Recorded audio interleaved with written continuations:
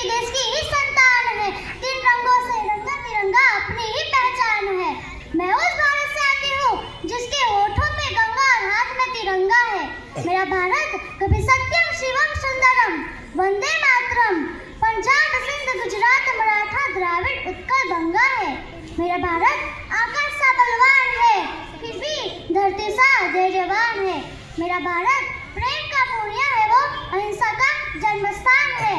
My nation's flag is my pride and symbol of freedom. દુનિયાના દરેક દેશને પોતાનો એક ધ્વજ હોય છે. ધ્વજ એ દેશનું પ્રતીક હોય છે. આપણા રાષ્ટ્રધ્વજનું નામ તિરંગા છે. કેસરી, સફેદ, લીલો એમ ત્રણ રંગો આવેલા છે. ધ્વજની બરાબર મધ્યમાં ભૂરું અશોક ચક્ર આવેલું છે, જેમાં સૂર્યની કિરણો સમાન 24 રેખાઓ આવેલી છે.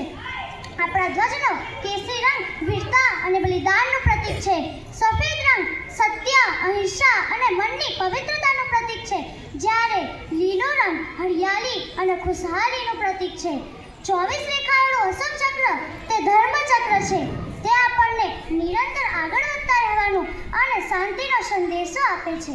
સ્વતંત્રતા આંદોલનની શરૂઆતથી લઈ સ્વતંત્રતા પ્રાપ્ત થઈ ત્યાં સુધી આપણા રાષ્ટ્રધ્વજમાં અનેક પરિવર્તનો આવ્યા. અંતમાં 22 જુલાઈ 1947ના દિવસે ભારતીય સંવિધાન દ્વારા આપણા વર્તમાન ધ્વજને આપણા રાષ્ટ્રધ્વજ તરીકે માન્યતા પ્રાપ્ત થઈ. આપણા રાષ્ટ્રધ્વજમાં ત્રણ રંગો હોવાથી તેને તિરંગો કહેવામાં આવે છે.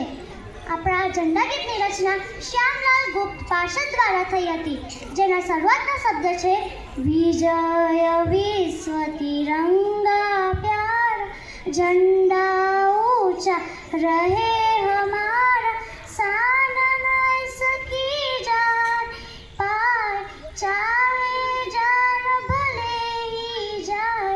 તિરંગાનું મહત્વ આપણે ત્યારે સમજી શકીશું જ્યારે આપણે એક ભારતીય છીએ તેવું સમજાશે. ભારતીય હોવ અને ભારતીયતા હોવી એ ઊંડી વાત છે. આજે મોકો છે તો આપણે વાત પર વાત કરીએ અને ભારતની ગહેરાઈમાં એક ડૂબકી લગાવીએ. ઇન્ડિયાની ગ્લોરી ઇન્ડિયન નેશમાં છે, ભારતીયતામાં છે. અને ભારતીયતા એ ખાલી કોઈ નેશનાલિટી નથી. ભારતીયતા એ એક ભરીપૂરી સ્વાસ્થ્ય વિચારધારા છે.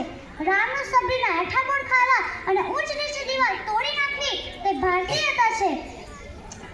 સરહદ પર કોઈ માનો દીકરો શહીદ થાય અને તિરંગામાં લપટેલું તેનું પાર્થિવ શરીર ઘરે આવે ત્યારે સબ પેટી ખોલતા પહેલા તેની માં પોતાના બીજા દીકરાને સામાન બાંધવાનો તૈયારી કરી દે છે કે એક સાઈડની માં થવા કરતાં બે સાઈડની માં થતા મને પૂરી દુનિયા ઓળખે.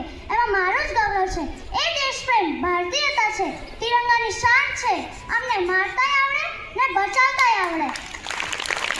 દુશ્મનો માટે અમે મિસાઈલો અને ટેન્કો બનાવ્યા, પણ જ્યારે દુનિયા આખી મહામારીથી પસાર થઈ રહી હતી ત્યારે વેક્સિનો પણ અમે જ આપી હતી.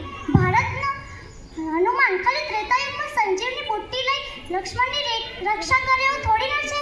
અત્યારના હનુમાનો સંજીવની બુટ્ટી વિમાનમાં ભરી આખી દુનિયાને પહોંચાડે છે અને વેક્સિન પર લખે છે સર્વ સંતુ નિર્માયા કે ઈશ્વર ખાલી અમારા એક ઉપર નહીં પરંતુ પૂરી દુનિયા પર કરે દયા અને આવ થાય ત્યારે તિરંગાની શાન જળવાય. अंत में हम जाबाज हैं, हम बुझा